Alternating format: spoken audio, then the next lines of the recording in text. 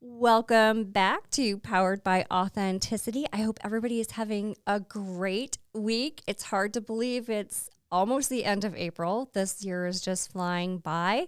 But I'll say this: just the fantastic guests that have been on the podcast this year just really warmed my heart, and they've been such great conversations. And tonight, I am really looking forward to this one. So, talk about powerhouses coming onto the platform to have a great discussion. So, I'm really excited to welcome Mairead O'Donovan and Art Pugach. Sorry. Pugach. Thank you to the podcast Art and Mairead. Welcome to Powered by Authenticity. Thank you for having us on, Emily. Thanks for having us again. How are you? Or not again, but thanks for speaking with us again. Yeah. I hope you guys are having a great start to the week. The week's almost over and it goes way too fast. That's what I think about that. Somebody put it I on looked up yesterday time. and it was Wednesday. Yeah. Wait. There you go. I'm with you guys. Well, how about doing quick little intros? Tell us a little bit about yourselves. Mairead, do you want to get started? For sure. It's pronounced Mairead. Oh, sorry. No, it's okay. I should have been more forward with. Sometimes I have a problem with telling people, it's pronounced Mairead. But it's Mairead O'Donovan. I've been with Q for about over a year and a half now. Project coordinator. It's been a really interesting, fun ride learning this industry, at least with the technology and just the way of how things work, the system, project life cycles. I came from a production background. I've done mainly, working on TV sets, standing on a corner, telling people you can't walk here because we're filming. So it definitely was a weird transition. But I'm very grateful to be working at Q and at least having these opportunities to talk with some fun people. So thanks for having us. Yeah, that's awesome. Well, welcome. Art? Yeah, so I'm Art Pugach. I'm the Chief Technology Officer with Q Associates. I'm a Microsoft certified trainer, among other certifications over time. And I've been with Q Associates for over 25 years now. Amazing. And I'm one of those lucky or unlucky individuals that has what I consider to be one of those ultimate geek creds that I attended Atari Computer Camp in East Stroudsburg, Pennsylvania in 1983. So if any of your listeners have any photos of me from back then, certainly would be more than happy to That'd be a super deep cut, a picture of Art at his Atari Computer Camp. Yes, when I was breaking curfew with some of the teenagers at the time to go to the 7-Eleven to get lime-flavored Slurpees. It was quite a rush. Quite a rush, yes. I should have rushed at that. Oh my gosh, that's green freeze too, but I have to say, it had to be green, of course, because that was like the Atari color in one T-shirt. But anyway, God, that's a great visual. Well, I'm so happy that you guys have joined me tonight. Well, we like to get started here with a little bit of an icebreaker. So tonight, I was thinking, let's talk about our favorite summer foods. Any favorites? I'm partial to a macaroni salad. I don't know if it's like something that makes it better over the summer, but like having a burger and a macaroni salad in the winter doesn't feel right compared to when you have it during the summer. And it has to be a good creaminess to like ingredients ratio. In particular, there's a food store in my town that's made a really good one that I'm very partial to, but I want to go on like a national quest for the best macaroni salad. We have you heard it here first, people. Yeah, we have actually a vegan restaurant here in Batavia, New York. It's called Eden, and their macaroni salad is like you crave it. It's fantastic. You wouldn't even know. You wouldn't know, no. So come visit me. Come meet us. Okay, yeah. Perfect. Art, how about you? Well, my tastes have changed a little bit over the years as my diet had to, but old reliable, I guess, for me is good barbecue, whether it's barbecued ribs or barbecue brisket. Just good smoked meats, I guess. And sorry, my apologies to any vegans or vegetarians out there. But that's pretty much what I'd say. As used to, I would say, be like burgers and coleslaw and all that great stuff. But they don't like me as much anymore, so I have to go more on the leaner side of things. And so as taste evolves, I tend to go more towards the smoky side of it. Oh, that's delicious. Perfect. That is amazing. Producer Ken, how's it going tonight? Going good. All right, let's see. I think I know what you're going to say. Oh, yeah. I mean, I grill year round, but, there's still something better about a steak on the grill over the summer, especially when you do it over an open fire, something along those lines. Oh, yeah.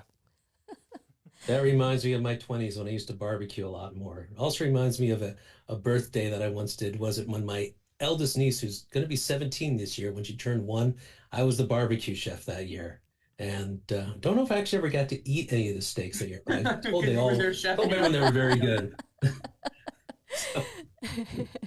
Well, I'm going to go probably, I've been thinking about this. I love fresh berries, and we get it for so little, and corn on the cob. So I'm going with traditional berries and then grilled corn on the cob, because I think those are different. Grilled corn on the cobs, yes, nothing like it. Yeah, Ken likes it wrapped in bacon. Whoa. Oh, Never done that, but that sounds interesting. That sounds pretty good. I usually just put like a little butter and hot sauce on it. Yeah. Bacon. Oh, yeah. Got to give that one a shot sometime. My husband will go as far as to drizzle a little bourbon over the top of the bacon before he grills it. And actually, if you do a little drizzle of maple syrup too, it'll get a little, you're extra candied bacon on top right now. Yeah. there. One of those things you'd never think would be any good, but the second you've had one, you're like, you can't go back. Whoa. Amazing. Well, okay, now I feel like I need to go get some brisket with some macaroni salad, chase it down with a good old steak and corn on the cob. Well, thanks for indulging with us in that. We love to have a little fun as we get started here. You know what? Tell us a little bit about Q Associates, your roles, the organization, the type of services. Tell us a little bit about Q Associates. Well, Q Associates, we're a Microsoft partner. We've been in the industry for over 30 years. We specialize in the Microsoft Dynamics line of products specifically. So a lot of our work are with accounting departments and IT departments, which tend to overlap quite a bit. We have several hundred customers, so we have a pretty decent sized customer base in the New York City area is where we started. And over the last several years, we've expanded into a worldwide organization. And as I've said to my boss from time to time, the way Q is growing, the sun will never set on Q Associates, to paraphrase the old, I guess, British Empire statement. We're not an empire by any means. We just have worldwide offices now, which is a lot of fun. It's also a lot of challenging.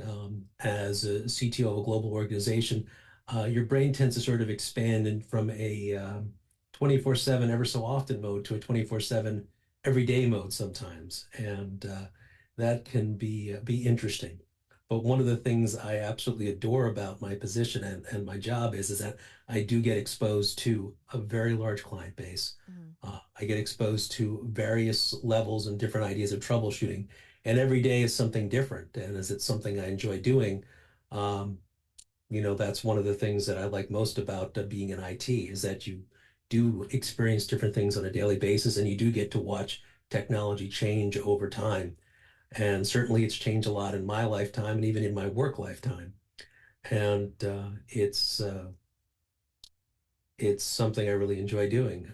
But as far as Q goes, if you have an accounting system, you're looking to upgrade, you got questions about the cloud, questions about Microsoft products in general. We also do Microsoft 365, which includes the Office number of suites, as well as Microsoft Azure, which is Microsoft's cloud hosting platform.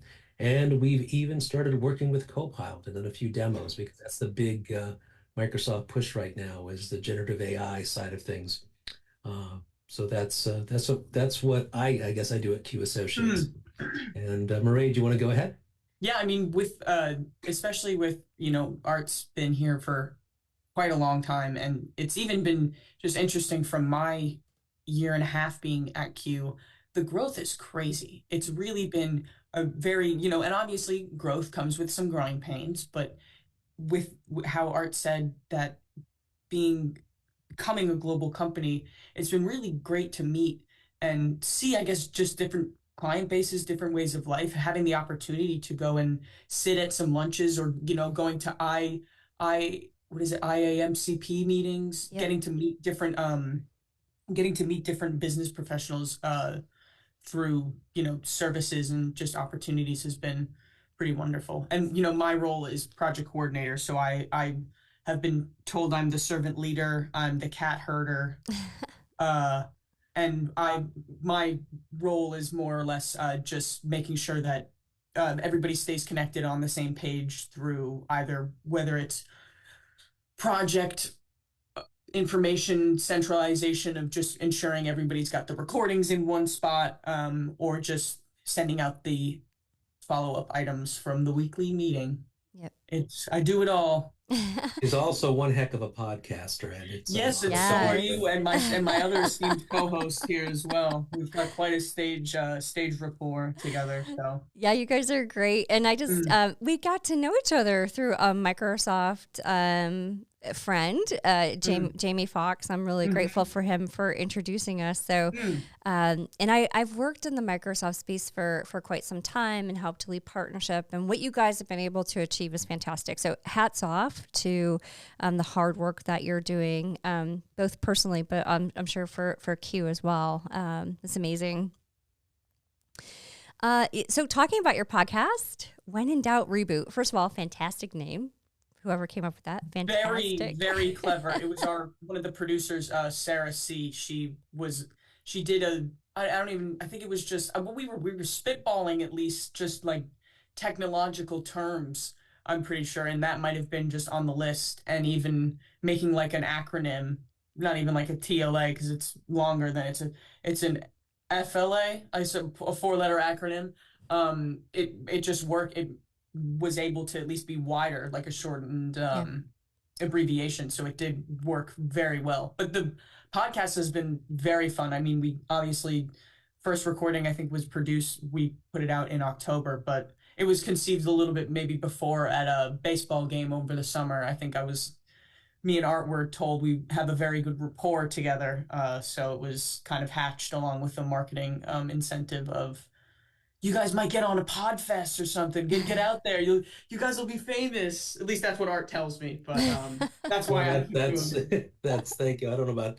Yeah, I mean, wouldn't it be great to be famous on a podcast? I'm just thinking at one of the Yankee games or Mets games, you get to throw out a first pitch at some point. But it's been great to at least gets the ball over home plate at first strike, and I maybe throw it 3 feet. But the picture with Miss Met. Yes, so that's when you're going to really need to When in Doubt Reboot. Just anyway. But the full story about When in Doubt Reboot is actually, and I don't want to toot my own horn on this, but it was a name I came up with. And the reason why I mentioned this is that it was something that was a little co-opted for the podcast from before. And for years, I've been thinking about writing a book or two, which is fits and starts, whatever's when you try to write something. Basically, the name of the book was going to be When in Doubt, Reboot, an IT confessional. And so I started doing some of the blogging and started doing some other things. We started talking with the marketing team. They really wanted to do a podcast. And so I said, well, what if I repurpose this book that I can't seem to, have time or get myself into writing in a big way as the name, and they just liked it. And then Sarah took that off and came up with the wider acronym, which just makes it even better. Yep. Something I'd never thought of. But it just, to me, it's always been the advice that I've been giving people for years, and to this day still seems to be something that solves 9 out of 10 problems for some reason. And I still can't figure out necessarily why. And I think it's probably one of the reasons why I've stayed in IT for so long, because it figures there's got to be a better response than just saying reboot. But the fact of the matter is it'll fix a lot more problems than people realize. And I guess sorry even to cut you off. Oh no. I don't know if Art had said this, but the ability to take, some of these really high tech, complex notions, concepts, people, GP as a whole, these systems as a whole, and I have no idea sometimes what any of it is. So I'll just say like, hey guys, what's that? It's nice to kind of be not voice of reason, but I guess and I don't want to even call myself the idiot in the room that has to ask No, that it's not question, what I but would call it. But it's the having the courage, I guess, to Yeah. raise the hand and say, well, what is this?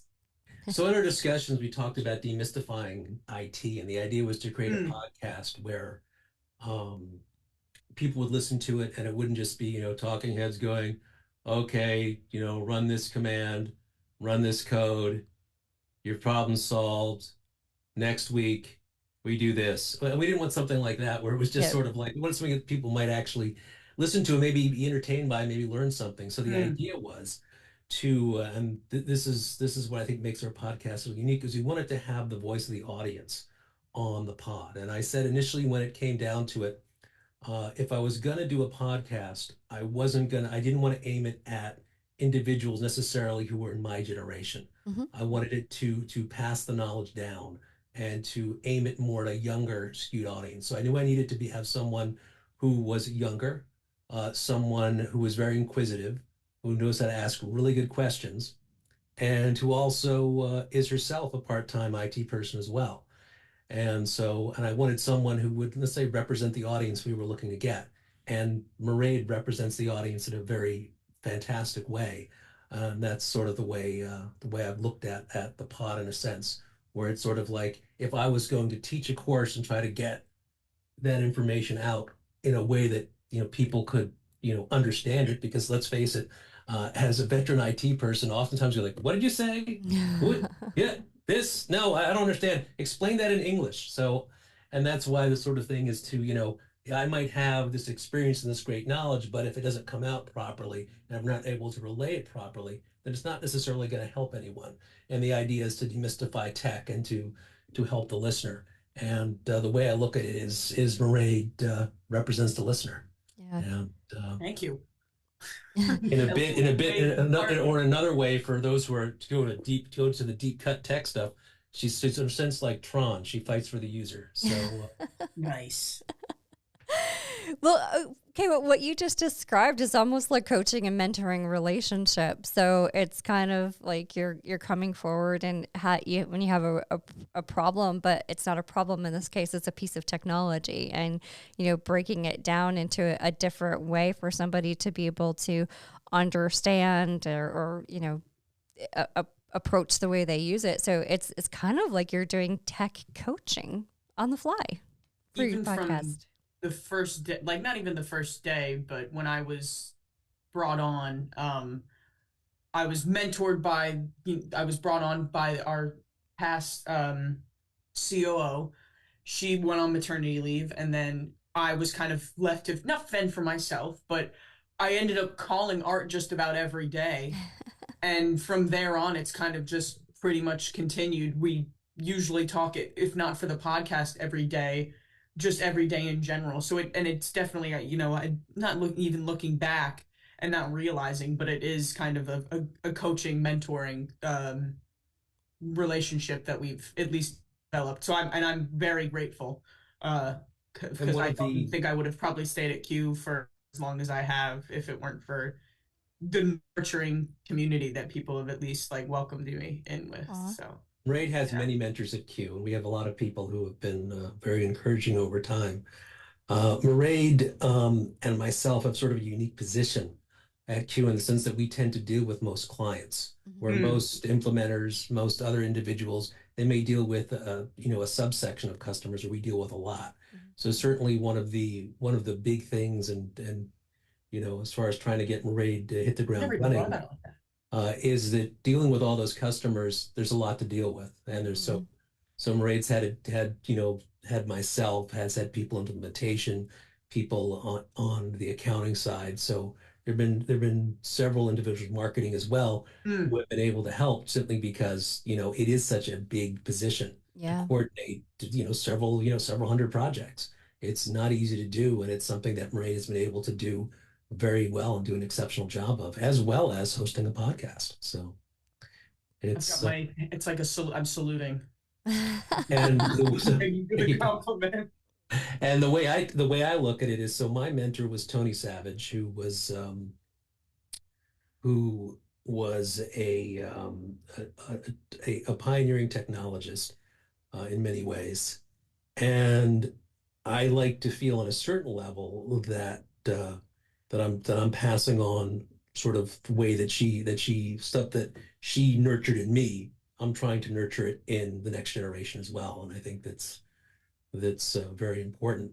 And one of the big important things that Q recently announced was the Tony Savage Memorial Scholarship. Hmm. So for those who are of college age and are looking for a leg up financially, Q Associates, you can check it out on our own new website, which was launched a couple of weeks ago. We're offering the Tony Savage Memorial Scholarship to encourage young people in technology. That's amazing. Uh, Yeah, that's great. And I'm just curious, do you guys have like a formal mentoring program available or coaching program available? Like, are people assigned to coach, or is it truly just kind of come about naturally? It's been more organic. Yeah. Certainly, I can say from a tech point of view, over the last 5 or 6 years or so, we've certainly expanded our internship program. Awesome. So from the point of view that we have had several, college-aged and some even high school-age individuals, coming in that we've mentored and helped out over time. One of which who's now working for Q full-time as a developer, and other ones that we have a like we like to call him the computer scientist on campus, Our CSC. who reports to us about every 3 months from his every half semester from his time at Brown. And he's been on the podcast. I think we're releasing another episode with him later, but he was on, I think, one of our first guests. He might have been our first guest, I think, talking about AI. Yeah, and he's interned with us 2 years in a row, and he's going to be interning with us Again next year as well, Mm-hmm. Or this summer as well. So certainly, at least from a technological point of view, we certainly are. Yeah. One nice thing is we have at our C level, we have a diverse group of people, and that are interested in in helping people move up and move forward. And that's one of the nice legacies about Q Associates, is that it's very much been a meritocracy. So we've very much been sort of encouraging people to move up and move forward, and following in Tony's in Tony's teaching, I guess, or her mentorship, or I don't know what the right word is, but certainly following that example. Yeah. Well, I love that, and I love to hear that it's available. One interns. It's funny. This came up the other day. Where do you put an intern to come in and help, and you want to make it a great experience, and some people just don't take the time to air advantage of it.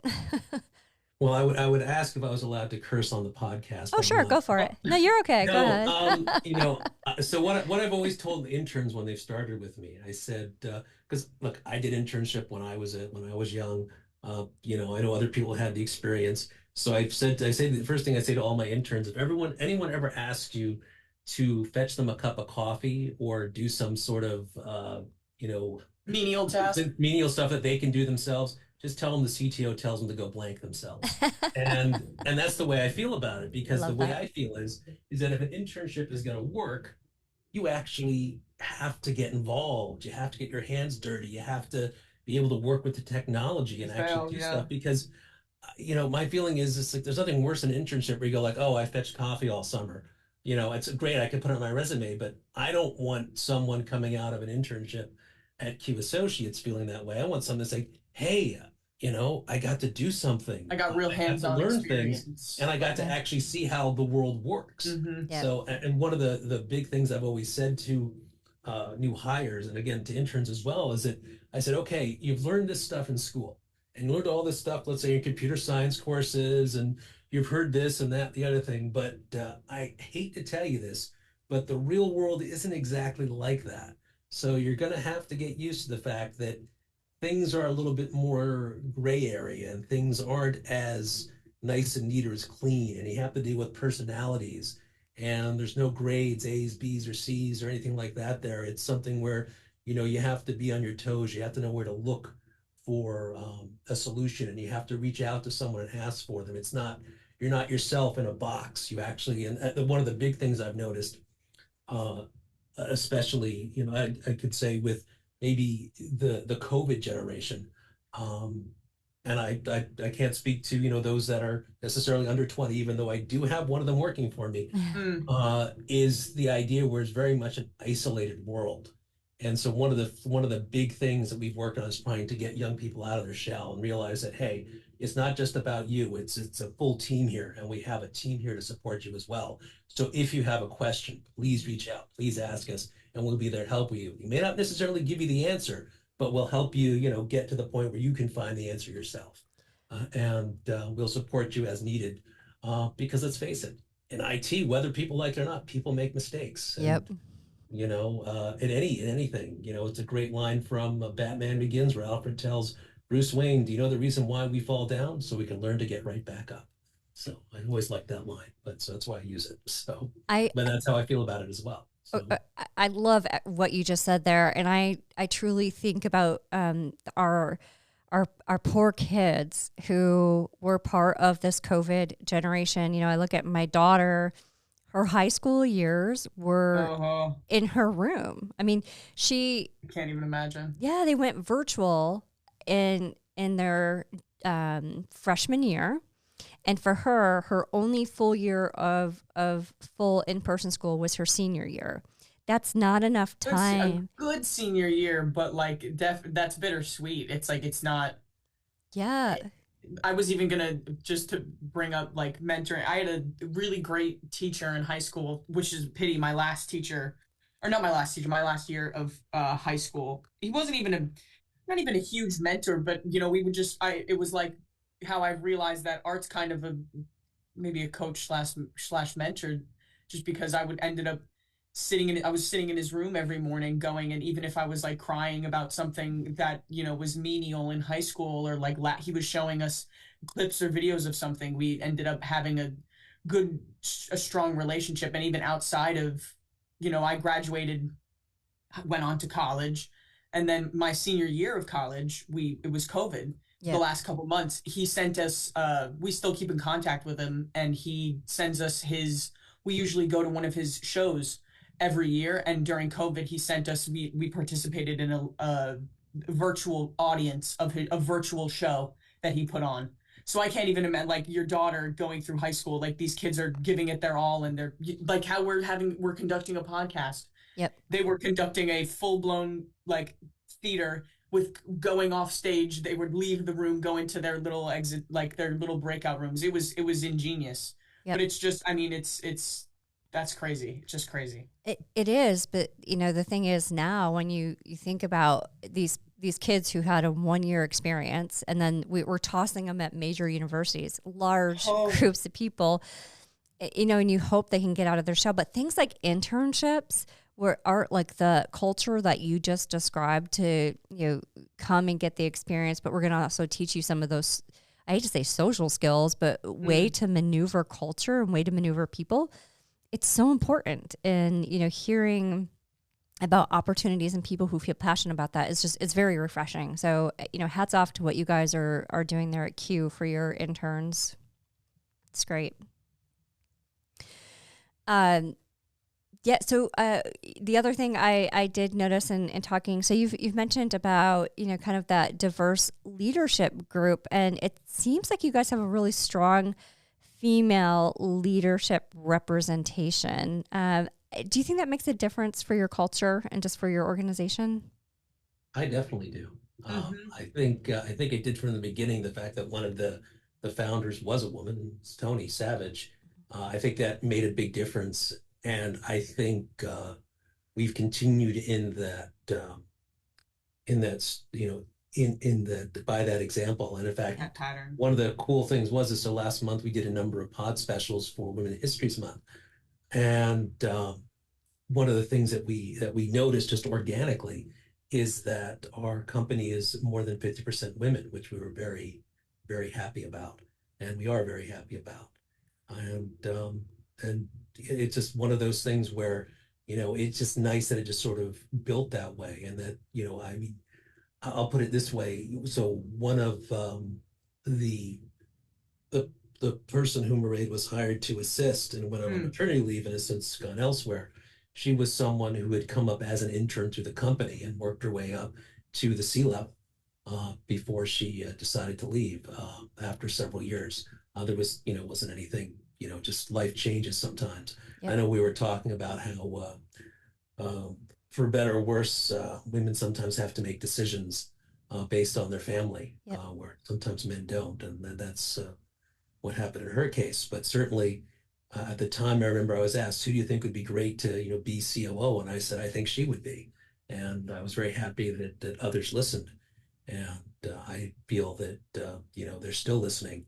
And that the two original partners that are still with us are both men of a certain age. They also understand the need for diversity and the need to have, and that power comes with diversity, and power comes with having more opinions in the room and people with more different backgrounds. And you need those voices in order to move forward and to grow successfully. Yep. I think to put it eloquently, there's the no tolerance for the boys club mentality of the weird chauvinistic, I don't even want to say, just the toxic kind of jokes or the snide comments. Like you feel like there's a safe space where everybody's voice can be heard and everybody's got an equal seat, whether you're an intern and you're talking to the COO or the CEO, everybody's voice is kind of heard at the same eye to eye level, rather than it being everybody's kind of in the corner.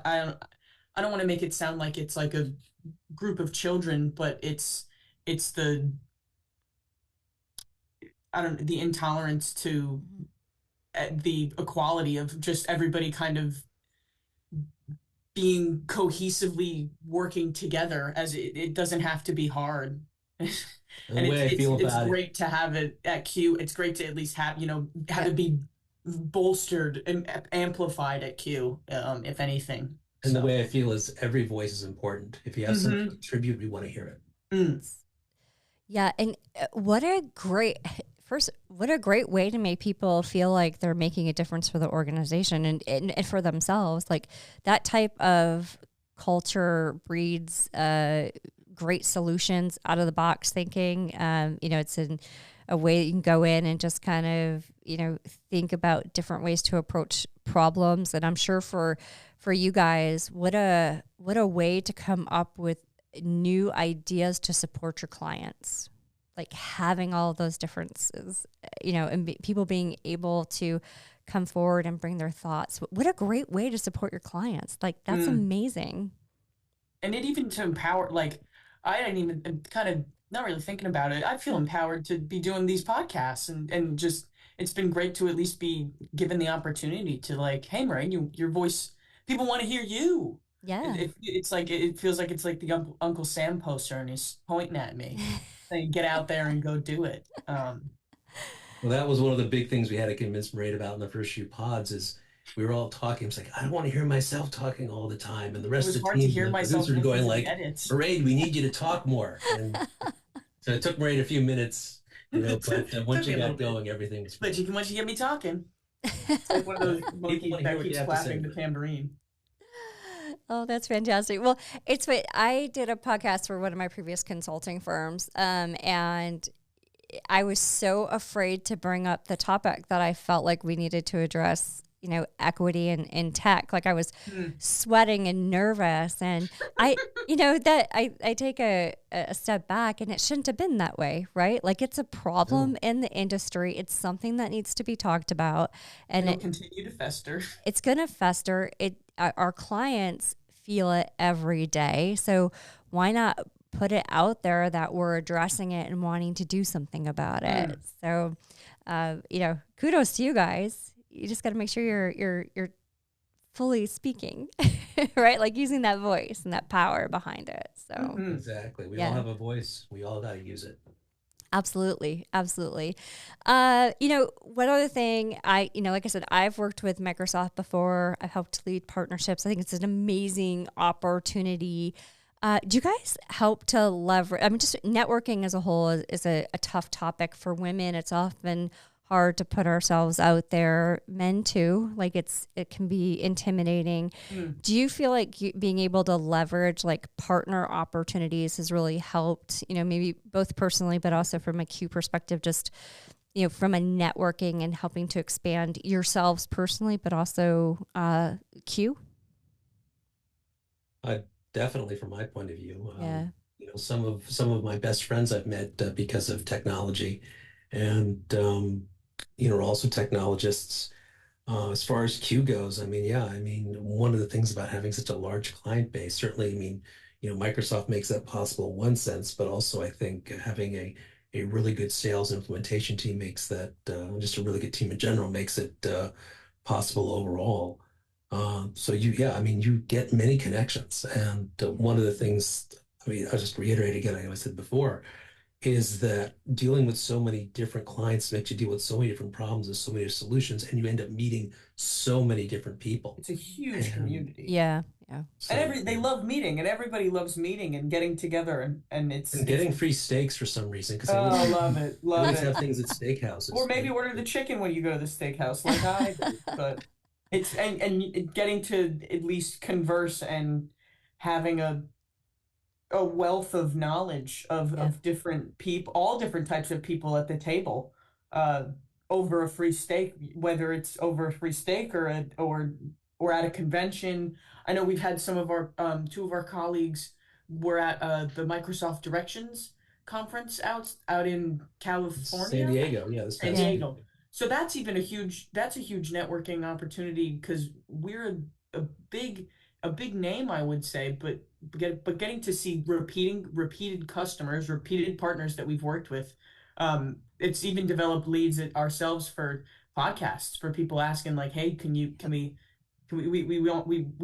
we had our episode recorded. Could we do another one? Is there, we want to get on the podcast. Can we record something? We'll have your people talk to our people. So it's been fun to at least navigate that type of networking as well. Yeah. As I said to the team at the beginning, I said, I'd love for myself and Mairead to be able to do a TED Talk at some point, or a TED. Yes. Yes. I'm actually trying to go for like a TEDx myself. It's something that I'd love to do. I've hired actually a coach to try to help me, hone in on my pitch, and it's not really a pitch. It's, my perspective, and bring that forward. So, it's funny. I usually set aside corporate funds for a conference every year, and this year I decided to just put it towards coaching instead. That's I look forward to seeing your TEDx. That's personal. That's useful in every aspect of like just personal skills, social skills. That's a huge plus. Yeah, invest in your. Cool. I didn't even know they would have done that. Oh yeah. There is some amazing people out there, and you have to invest in yourself, right? And when you keep investing in yourself, you just are better for your family, for your customers, for everybody. So it's it's money well spent. That's what I'm going to tell myself when it's when I do a little retail therapy. I'm investing in myself. Absolutely. There you go. Okay. Perfect loophole. Thank you. Well, and I'm thinking of the whole partner thing. If it wasn't for partnership, knowing Jamie, we wouldn't be on your podcast. And yours. So it's how networking works. That's how we get to know people and get to know really good people. Yeah. And that's, it's one of the points that we've tried to drive home on the When in Doubt Reboot podcast is, the power of partnership. It's just so many times where you open the door and you don't know what to expect. You don't know what's on the other side. You can call your partner, and you know that that somebody's there to help you. Somebody's going to always respond. Somebody's going to be able to pick up the phone and kind of give you a solution. And that's, I guess, the whole goal of a partner. Yeah. And speaking of the power of partnership, Mairead just used our company's slogan that one of our podcast producers came up with as well. The power of partnership. Door? Sorry. Well, it's true. Whether it's in life or business, the power of partnership. You need it. You need that. So, well, you guys, it's been a great conversation. I've enjoyed it. You guys are just so much fun. Thank you. I kind of want to be on your podcast again because you guys are just fun. Hey, anytime. Absolutely, please. Well, tell me what's up next for you guys. You've got the podcast. You're doing great work for Q. What's up next? What's on the horizon? Well, we have a couple of things coming up. So first of all, Mairead is about to sit for her project management exams. So Yes, she'll be I was gonna full-fledged say I project didn't know if that's manager a soon. worthy thing. You are If that's a taking the worthy thing. PMP. I don't know if I don't know if there's like a standardized PMP or if it's like this is an online this is a Yeah. certification I was getting done. It's an Agile PM, and then there's like an attachment, Yep. like a Prince 3, I think. Yep. It's giving me a run for my money, not the coursework, but the trying to navigate the system is kind of giving me a run for my money. But Yeah, but unfortunately, it's been great. the interface designed by the company that provides it is not necessarily Not as intuitive. straightforward as it would like. But You I know, mean, you I don't just could. have to, project management, you have to know how to debug a website. And But I think with even just it's given me a lot of insight into how I'll tell you, it would have been really useful when I first started. I have a degree I graduated from Loyola University. I should have said this in the beginning. I graduated from Loyola University, Maryland, with a degree in public relations. So not that I've done some production coordination in terms of, making sure things go to the correct set at this time, but this is a lot. It translated not similarly, but I can see the similarities of it. But definitely, with this PMP course, it does help me contextualize a lot of the technical, how long project life cycles should be, whether it's a 60-hour project versus 600 hours. It's definitely helped me at least instill a little more confidence in myself and being able to help facilitate risks from my team. If problems are brought up, we need more hours. What did this person say on the call? It's definitely helped me think about things and know that I have the ability to deal with it. Yeah. Feel empowered. And that's one of the things they keep saying over in this course is like, empower your team, empower your team. So I've tried to at least empower myself in doing this. So Well, that's always the best way to start. yeah. Yeah, absolutely. Well, feel free to call me if you want. Oh, that would be great. Been there, done that. It's so hard. Hats off to you.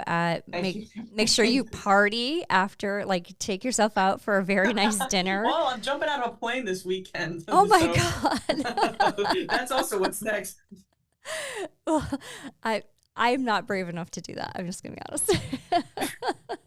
I didn't think I would be, but I paid the money and I was like, well, I can't back down now. So one of my friends not that I would, I'm very excited to be doing it with one of my friends. He had asked me and I kind of thought, well, if he's doing it, I for sure have to do it. So. Oh my gosh. That's a personal what's next, but a few what's next, I suppose we can get back to that. Art, what about yourself? Are you jumping out of a plane this weekend too? No. Okay. But we did just incorporate in Australia. So that's cool. Yes.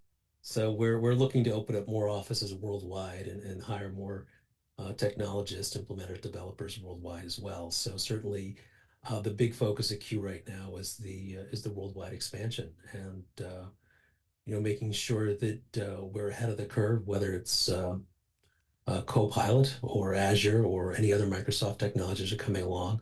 One of the biggest things I know with Microsoft is staying ahead of the game in name changes of products, because Microsoft can do 20 or more name changes in a year. So, and letting clients know that Azure Active Directory is now called Entra ID and little things like that. And the various versions of Copilot. Certainly there's a Copilot for Microsoft Office. We have Copilot for Dynamics and we have Copilot for security. So certainly, niches.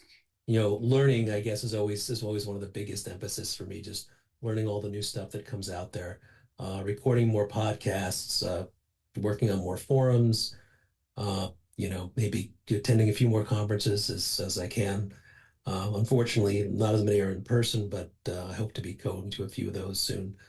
Working towards an MVP potentially, and maybe with any luck, finally getting around to actually writing that book that I've been trying to get to. Now that it's actually on record that I'm saying that I'm trying to write a book, maybe it'll force me. Now, Like, okay, start typing. I have like an outline on my computer. I've had it there for years. So, and don't worry, I have other good titles besides When in Doubt, Reboot. So that's one that the podcast can keep. That's amazing. Now, do you guys participate like in Inspire and Ignite and all of the big conferences with Microsoft? I don't think Mairead has to this point. Certainly, I don't know if I've ever been. I'd love to go. Yeah. I mean, I'll put it to you this way. I've attended them virtually in recent years. Yep. I've been to them in person a few times. Unfortunately, I can't say I've been to them in person within the past decade. Certainly, I know a lot of them went very strongly virtual during COVID. So, but one of the things I do like, especially with Ignite, the tech conference, or formerly TechEd, is that they now have everything online, so you can actually watch them while you work, which is nice. Because one of the big issues I always had going to the conferences, yes, you got a lot of nice networking. Yes, you got learned a lot of really cool stuff, but there were two other things about it. Number one is the fact that you're doing your regular work at the same time while you're attending the conference. Yeah. So you couldn't just attend the conference. And number two, you're thinking, oh, you're going to work less at a conference when you're really talking about a 7 to 7 or 7 to 9 or 7 to 11 day, because when you go to those conferences, you are in classes a lot. So there's a big reason why they have those end of conference parties, is because everyone's exhausted at that point.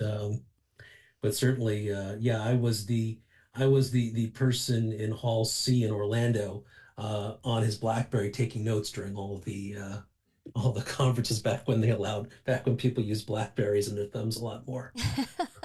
Because I found it faster than working on a notebook computer at the time. Yeah. We don't have BlackBerry keyboards anymore, so I've now to go over to a notebook. So. Yep. Yeah, and you also get about 35,000 steps in because you're constantly going. Oh yeah. So you end up working off all the food that they have there. It's true. Easily. It's very true. Well, that's cool. Well, it sounds like you guys have a lot. Thanks for being here today. I've enjoyed the conversation. I really have enjoyed getting to know you guys. I was very fortunate to be on one of your episodes of When in Doubt, Reboot in March. Again, thanks to Jamie for helping the introduction there, and had a blast. And I really appreciate the conversation, and I appreciate you guys being here tonight. Well, thank you, Melanie. It's a pleasure to be on. Thanks again. Yeah, thank you. Conversation. Great chats always. Yeah, I love it. I wish I just want to do this professionally. Like this is what I should be doing so all the fun. time. Isn't it fun? Well, thanks again for being here. Hey, producer Ken, thanks for your help tonight. Yes, thank you, Ken. You got it. Thank you, Ken. All right. And as always, I'd like to thank Go Art here in Batavia, New York, for the use of their podcast studio. We love the space. We especially love the community support, and we're very appreciative of that. And again, thank you to everybody for listening. Appreciate it. And we'll talk with everybody again soon. Thanks, everybody. Have a great rest of your week. And thanks for being here.